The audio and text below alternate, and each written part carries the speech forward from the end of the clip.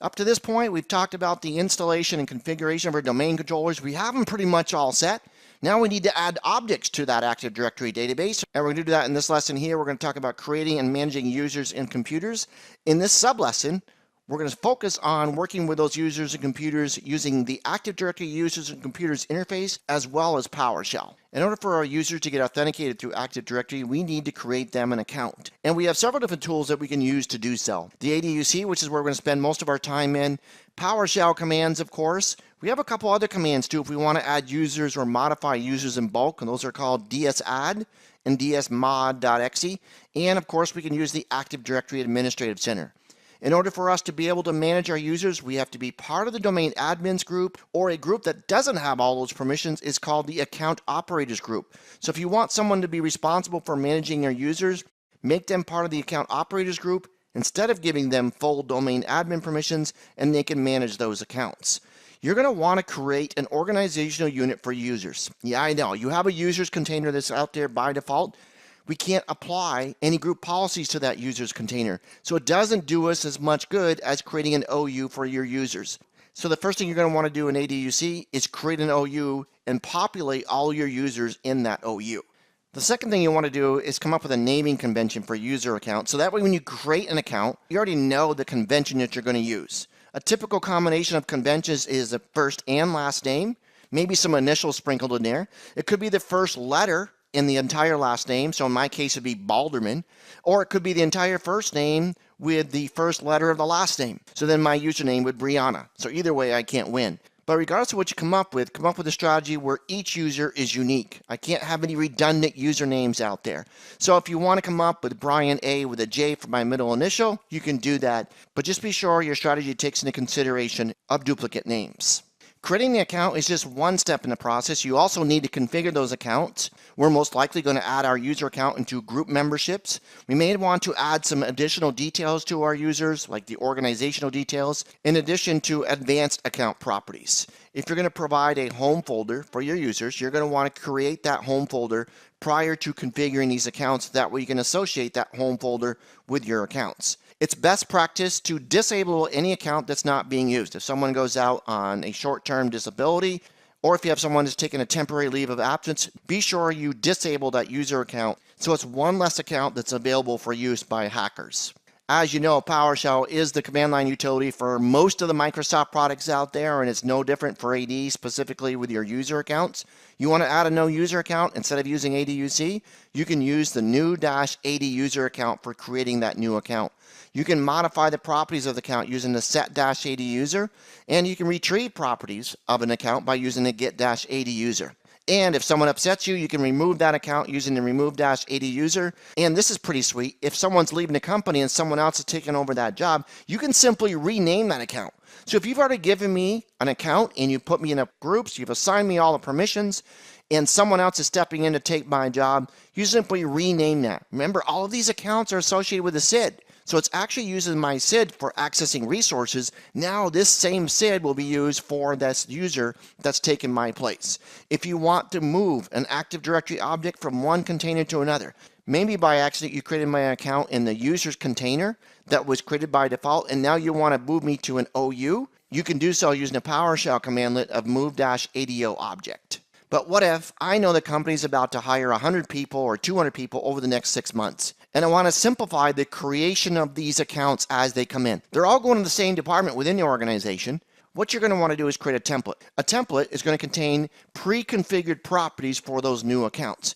You'll need to supply the individual account properties like their first name and last name, the full name, the user logon name, and the password, but all of the other properties that you would normally supply as you create and configure an account are going to be pre-populated in this template.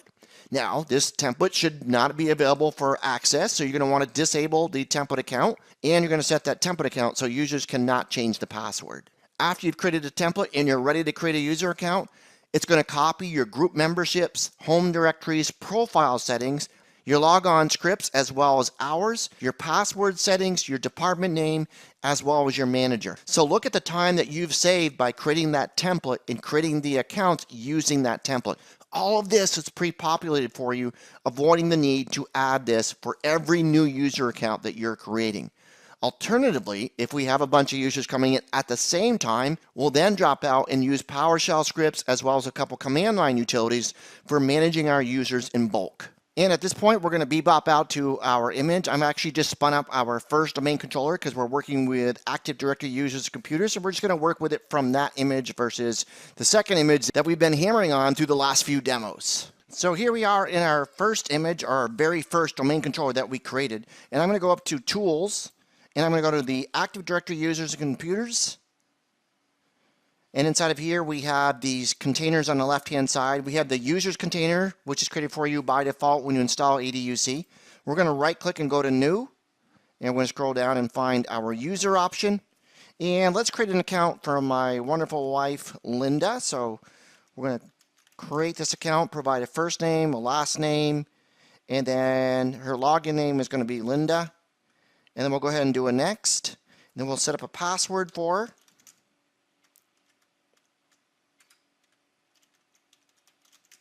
And then notice by default we have 4 options. User must change password and next log on. If I'm creating a new account for a new user, I normally leave this selected. So that way as soon as they log on, they're going to be prompted to change their password. So if something happens from that account down the road and say, oh no, the admin could have done that because they knew my password. So I make them immediately change it. I'm not afraid of my wife saying that. So I'm going to go ahead and deselect that one. I'm going to set it so she can't change a password because I might want to use this later on in the course. And I'm going to set the password so it never expires, so that way I don't have to worry about resetting this password periodically. And if for some reason she's going to go on a temporary leave of absence, I can disable this account, and when she comes back to work, I can re-enable that account using this option here. I'm going to go ahead and click Next, and I fat-fingered, so I'm going to go do this again. Let's see if I did it right this time. There we go. We have a summary screen here. I'm going to go ahead and click Finish, and you'll see we have our new account for Linda Alderman. So at this point, we've provided what we needed to create that user. Let me double click on her, and you're going to notice we have a plethora of tabs up here. The first is General Information, Description, Office, Telephone Number, Email, Web Page, Address Information, City, State, Zip, Country, Region, all that good stuff. Account Information. Remember we talked earlier in this course about creating a user principal name suffix or UPN suffix. I could drop this down so she only needs to log in using the lynda@mtp.com. Then we have our login information here. We can specify logon hours. I can say she can only log on between 8 and 5 because she's temporary. And in addition to that, I can specify she can only log on to this machine. So we can be that specific. We have this for managing the unlocking of an account. And we have some additional account options, including account expiration. Maybe she's on for a 90-day trial, and we can have this account expire after 90 days. Profile tab. We can specify a user profile that runs whenever she logs on. Telephone information. They still have an option for pagers for those of you still using a pager. It's still out there. Organization information. Job title, department, company, all that cool stuff. Level 2 of the tabs is remote control, remote desktop profile, and Com Plus. And level 3 is member of. I mentioned she's part of the domain users group. We're going to leave her in that for now. Dial-in information if I want to be able to dial in remotely. Most likely if I've set her up between specific hours and a specific machine, I'm not going to be configuring that one here. Environment options. There's a certain program that I want to run when she logs in. I can specify that here. And then sessions. So I've just created an account for her, and I've configured specific properties for this account. So I'm going to go ahead and click OK. I'm going to go back in. I'm going to do a new again, new user, and I'm going to specify MTP template. And I'm going to call this MTP template, and I'll do a next. And again, I'll set the password. Hopefully, I won't fat finger it this time, although I just talked through it, so I probably did. And I'm going to leave it so user must change password at next login. Because it's just a profile account, I'm not ever going to really log in with this. I'm going to set the account to be disabled, as we talked about in best practices earlier. And, well, I fat fingered yet again. I'm going to shut up while I'm typing this in. I did better. I just can't talk and type at the same time. Here's my summary screen. Here's my finish option. And now we have an MTP template. So let's go ahead and double click on this. And then we'll go in and set properties. Remember in here we want to set up group memberships, home directories, your profile settings, any logon scripts, any specific logon hours, your password settings, your department manager. So if I want to reuse this for other users, I would come in and configure all of that cool stuff. And then I'll just click OK. Now I want to create a new user. Right click, copy, provide the essential information. This one's going to be Don, in honor of my dad. And I'll go ahead and do a next. Oh no, password. See, if I shut up, I think I'm okay. And I'll go ahead and do a next. Summary screen, and that's the use of a template as well. So that will shortcut me all of those extra configuration settings for every user that I create with that template. In addition to creating users, you're going to also want to create computer accounts, and we have similar tools available to us. We have ADUC, PowerShell, we have the DSAD, the AD Administrative Center. You again have to be a member of the Enterprise Admins, Domain Admins, Account Operators, or Administrators group. By default, your computers will go into the computers container. You're going to want to create an OU for your computers, and then you're going to want to add your computer accounts in one of two ways. A one-step process, you're just going to add the computer name when you're joining the domain, but by the way, that's going to pop that into that default computers container. So what you're going to want to do is maybe pre-create the computer account in that new OU that you're going to create, so it ends up in that OU versus the default container, because then you can apply a group policy. In addition to that, a little bit of troubleshooting. I've seen this a gazillion times. The trust relationship between the workstation and the primary domain failed. Somehow the SIDs get messed up, so the client computer can't talk to the DC. Well, we have 4 or 5 different tools here. We can use the ADUC. We can use the test-computer secure channel -repair. That's a PowerShell command. And then we can use the dsmod.exe, which is a dsmod computer, and then computerdn-reset. And you also have netdom.exe or nltest.exe. Now, a lot of people just go through the steps necessary to remove that computer from the domain, then reboot, and then re-add that computer to the domain, because you're going to lose your original SID for that computer and the group membership. So stay away from that unless all else fails, and use these tools to resolve that problem instead. And of course, we have PowerShell commandlets for working with our computer accounts. Creating a new one, simple, new-AD computer. Modifying the properties is set-AD computer. Retrieving properties is get-AD computer.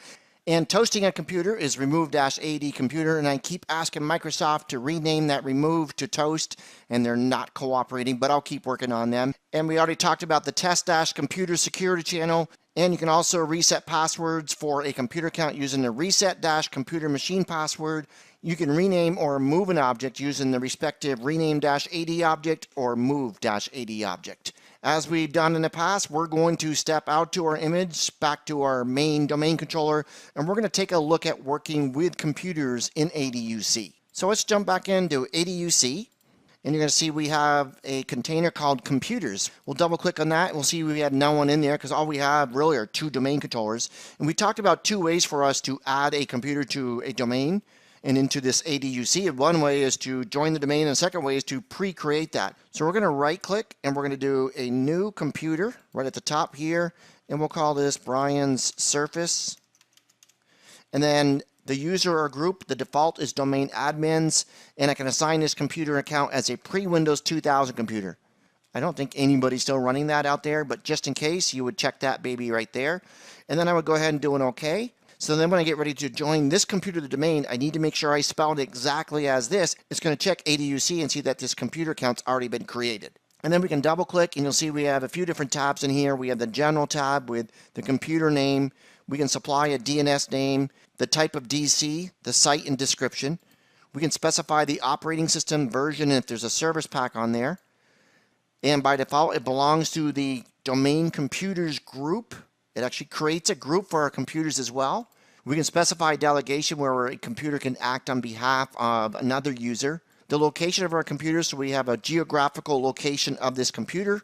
And then a manage by option, including name, address, and phone information, and whether or not we're going to allow dial-in access. So these are the options that are available for a computer account in ADUC. And you should now be familiar with how to manage your user and computer accounts using ADUC, using PowerShell, as well as a few command line utilities that we discussed.